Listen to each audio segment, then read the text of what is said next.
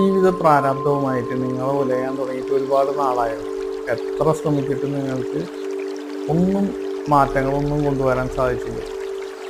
നിങ്ങളെ ശമ്പളം വർദ്ധിക്കാനോ ജോലിയിൽ ഒരു ഉയർച്ച ഉണ്ടാവാനോ നിങ്ങൾക്ക് സാധിച്ചിട്ടില്ല. ബുദ്ധിമുട്ടാണോ?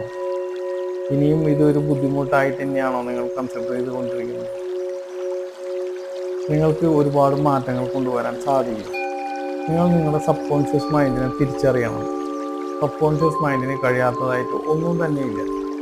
നിങ്ങൾ ഇന്നിപ്പോൾ ചിന്തിക്കുന്ന, കഴിയില്ല എന്ന് ചിന്തിക്കുന്ന ഏത് കാര്യങ്ങളും നിങ്ങൾക്ക് നന്നായി അത് പ്രവർത്തിക്കാനും ഉയർച്ചയിലേക്ക് കൊണ്ടുപോകാനും കഴിയും. നിങ്ങൾ നിങ്ങളുടെ സബ് കോൺഷ്യസ് മൈൻഡിനെ തിരിച്ചറിയുക. ഞാൻ എൻ്റെ വീഡിയോ ഇതിൻ്റെ ലിങ്കിൽ ഏറ്റവും താഴെ ലിങ്കിൽ കൊടുത്തിട്ടുണ്ട്. നിങ്ങൾ ആ വീഡിയോ കാണൂ.